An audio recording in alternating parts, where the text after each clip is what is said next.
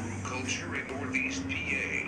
This is another edition of The Friday Beer Buzz!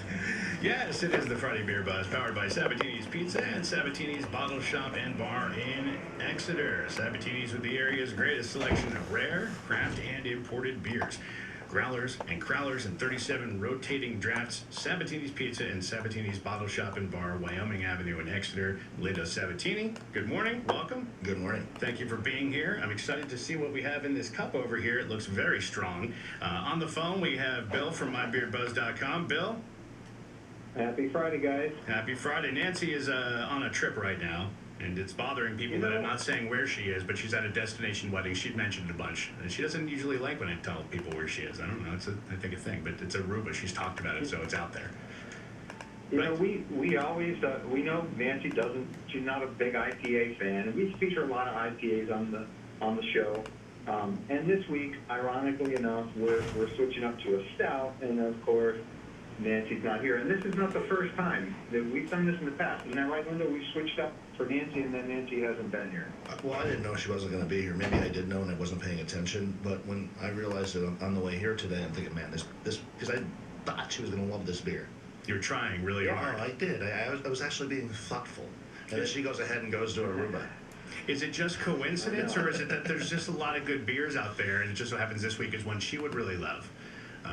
No, I'm going to say that it was all about her, and I was trying to be thoughtful, and now she's crushed my plans. Way to go, Nancy. Hope your trip is worth it. It is coincidence, and I didn't know. You know, we didn't know she was going to be gone, and I'm not sure I would have switched it up anyway. But it's just always funny that when we pick a beer specifically for her, we seem to pick it on a week when she's not here. Bill, I got to tell you, we run a tight ship here. We don't let secrets slip. So you didn't know Nancy wasn't here, Linda. I think I told you, but that's only because you needed to know. Bill, you're not. It's okay. It's an as to need to know basis, and. Now that the cat's out of the bag, I know you got beer news or questions, and we got a lot to do here. So what do we have today? So let's jump to BeerBuzz, and this week's question is, what is a vertical tasting?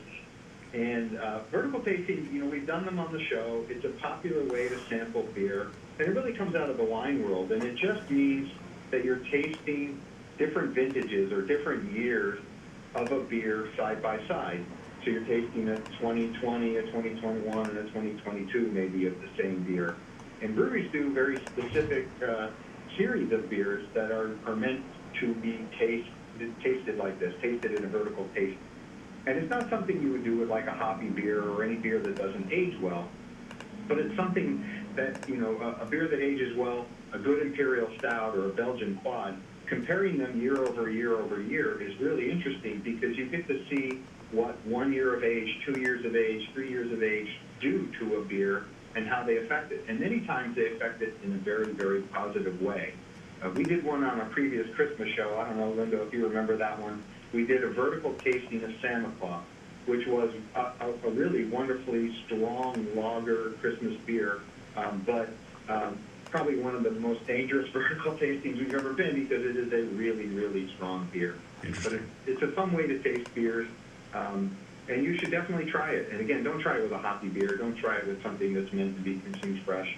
Try it with a big imperial stout or a quad or, Bourbon County stout, Surly Darkness, even Santa Claus, as I mentioned, you can get. The most important thing you said, though, is you got to go with a beer that ages well. I used to do this with Italian hoagies. Yeah. Year after year, we'd lay them out, and then we go, oh, God, that's 7 years ago. It's horrible. And each... Okay. What? Nothing. Just let me have my moment. It's something you do. It's basically, all right, we're going to ignore that. It's basically something you do in a group, and it's fun. It's fun if you have a group of people, and then everybody talks about which one they like better, and you don't sit home and do a vertical by yourself normally. But this is also like, it's not a sampling. This is more of a, it's the same beer year after year, right? Exactly that. So let's say Mad Elf. I know a lot of people keep Mad Elf, and they'll try Mad Elf 4 years in a row, and they'll decide what the sweet point, like when I say sweet spot, I mean like how much age is perfect, and everybody talks about which one they like the best, and it's fun. Cool. If you would have asked me what a vertical tasting was, I wouldn't have known 2 minutes ago. Now I know, so thank you. You would have thought it involved the ladder or something like that, right? Maybe not. I would have thought it might have had something to do with like how with wine. You mentioned wine. You want to have like, is it the drier wines first, and then I think you're supposed to go based off of taste. But this is different, and I never would have guessed it. And now I did learn something new. So thank you. Yeah, yeah, you can go to Sabs, if you don't have the time or the older beers to save, you can go to Sabs, and many times Linda will have beers from previous years that you can combine into a vertical tasting. Nice. We'll jump to the beer news here. Our beer news, we have been talking about this now for months, and it's a trend, and we've been predicting it for months that, the bubble is kind of bursting with craft beer for some of these breweries, and COVID has kind of pushed many of them over the edge. And so this week, more announcements, sadly. Hair of the Dog, one of our favorites, one of the beers that we have featured on the show a bunch of times, or one of the breweries we've featured a bunch of times out of Portland, Oregon. Alan Spirits is retiring. And so he said, I got a lot of beer to sell. I'm not going to close the place down until summer. And even after that, I'm going to continue to collaborate with other breweries. But it's a sad one to see him go. Very talented guy. He creates some really good beers. Hair of the Dog again. So they're closing this summer. And Modern Times, a brewery that has popped up and grown very, very rapidly, and unfortunately for them, maybe a little bit too rapidly. So Modern Times, they have a bunch of locations, but they are closing their Oakland, California, their Santa Barbara, California, their Los Angeles, California, and their Portland, Oregon facilities. And they don't have the luxury of time. They're closing later this week. And they're blaming the pandemic, and they're blaming overinvestment, and they've brought in new investors and new management. Their North Park location, their Point Loma location, their Encinitas location, which is one I've been to, and their Anaheim locations remain open. So hopefully they can come out of the bubble. And our last two little tidbits are new beers coming from Dogfish Head. And they're doing a new beer called the Perfect Pairing Pale Ale. Try to say that 3 times fast. It is a hazy, juicy IPA that, as they say, only gets better when you pair it with cheddar cheese and pretty much anything else. So it's a beer meant to be paired with food, which is, I think, kind of a unique twist on creating a beer. And that's 5.5% ABV and 12-ounce cans. And our last little tidbit comes from Dogfish Head Miami, the Miami residency, and they are coming out with a beer called Plight of the Ruminator, and it will be a milk stout that features blackberries, cherries, and lactose. And lactose, we know, is milk sugar, and it's an unfermentable sugar, so it's a sugar that you can use to sweeten a beer a little bit without worrying about that beer fermenting into alcohol. That beer has 6% ABV. It will be packaged in 16-ounce cans. And as always, if you want more information, you can click on the breaking beer news on mybeerbuzz.com. All right, now this featured beer, I got to tell you, Linda, when Linda handed me this beer, you were like, here you go. it was like you were like a villain. Is it because it's so strong that it's gonna hurt my gentle taste buds? No, I just don't know if you've experienced this one before. No, what is this beer today? Bill, how do you say it? Is it Percasey or Percasey, or what is this word? Percasey. It comes out of, Percasey, PA. And it comes from a friend of ours, a guy that's been on the show with us many times, and he's been kind enough to drive up from Percasey, Pennsylvania, to be in studio with us. His name is John Stemler, and he owns a brewery called Free Will Brewing. And today we're having Free Will Vanilla Ralphius. And this is in a growler window? This was on draft, so I brought up a 16-ounce growler, and with our event that we had on Wednesday, we had Battle of the Beasts, and with the name of the event, Battle of the Beast, everything is over 10% alcohol, and this one wasn't one of the higher ones, but it's up there. What is the alcohol? I want you to guess. Oh, okay.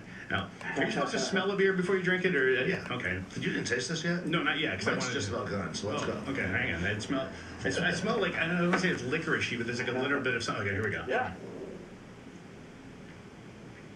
Yeah, the good way to taste beer is to smell it, look at it, then taste it and see how it tastes and see how it feels. And this one should taste and feel different from. Oh, it definitely does. It's got like it feels like a slippery in my mouth. I don't know how to describe that, but it doesn't have like the hobby feel. I noticed that. You guys are teaching me well. Yeah. It's Man, stronger. I wish people could have saw your face. That was great. I don't know if I love the flavor. And what is it? Is it like how far off was I with the black licorice? A lot of people get licorice or anise out of imperial stouts, but this one I would believe them not to be. I mean, that you're going to be getting that, I think, from the malts that they use. Or is it like a berry maybe or something in there? No, keep going. All right, hang on. you're in the right neighborhood. You're in the sweet neighborhood. Think baking, Jason. Think baking. Is it a cake pan? No, I don't know. I have no idea.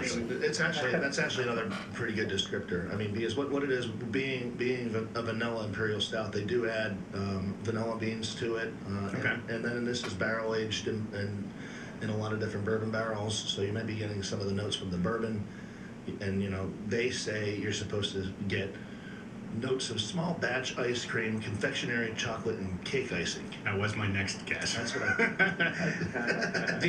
it's fascinating too, because if I said, hey, just bring me a beer, and you brought me this, I'd say I ordered a beer. Like, it doesn't, to me, I don't. Now you're looking at me like I'm crazy, but I'm not educated in this. No, this isn't your normal sit down and watch the Super Bowl and slam six of these. This is one, if you were to have even a 12-ounce bottle of this, you're probably going to share this one. I mean, some people would like to sit down. We haven't been selling pints of it, but the alcohol, the ABV, let me guess. Somebody said this is, you said it's lower, so it's probably like, I said, lower for the Battle of the Beasts. Oh, that's right. So I'm going to say 11, 15, 14. 14, really? Yeah.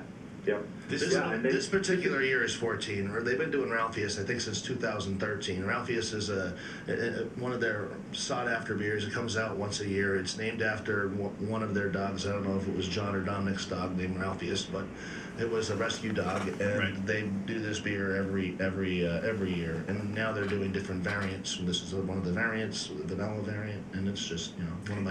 I get that now that you say that. And I'm one of these weird people. Sometimes I need to know what I'm tasting and smelling. That makes sense. Like almost like vanilla extract, very strong vanilla. I get that. Yeah, they use Tahitian and Madagascar vanilla in it. Okay. And for 2022, they've gone nuts with Ralphius. And they have a beer called Ella as well. It's a Belgian quad named after the dog, one of their dogs. So for 2022, they have Canadian whiskey Ralphius. They have Scotch whiskey Ralphius. They have Buffalo Trace Ralphius. Right. They have Cognac Ralphius. They have Boardroom Rum Barrel Aged Ralphius. They have 2-year Heaven Hill Ralphius. Grand Marnier Barrel Aged Ralphius, 2-year Willet Ralphius, Mocha Ralphius, Cinnamon Ralphius. Stop with the Ralphius, I'm dizzy.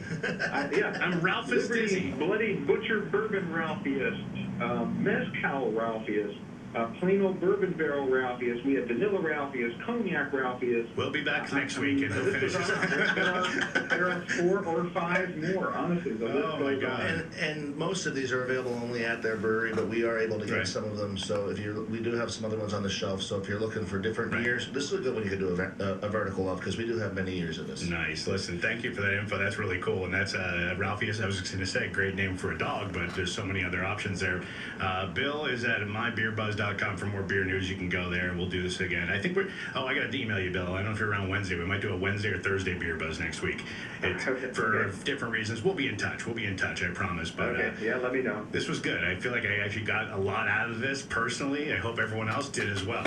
I feel like I've broadened my beer horizons this week. The alcohol's hitting them. It is. You look really good today. It looks pretty good today, I'll tell you. Look at him. Your beard is... No, nothing. It's a really good beer and a really good brewery. If you get a chance to get down and visit, it is John Stemler and our pal Chris Wilson, who used to be at Weyerbacher doing the brewing there. They're turning out some great stuff. It's a great place to have a beer. I dated a girl from Percy, and it didn't end all that well, and I try to avoid the city for that reason. It's a long story, and I'm probably overreacting, but listen, Friday Beer Buzz. Thank you, Bill. We'll do this again next week, okay? Yeah, have a good weekend. Lindo 17, thank you for being here as always. This is nice. It's the Friday Beer Buzz, again, powered by Sabatini's Pizza and Sabatini's Bottle Shop and Bar in Exeter. And we'll do this again. Sabatini's is the area's greatest selection of rare, craft, and imported beers. Sabatini's Pizza and Sabatini's Bottle Shop and Bar, Wyoming Avenue, Exeter. The Friday Beer Buzz, bringing good beers and good people together.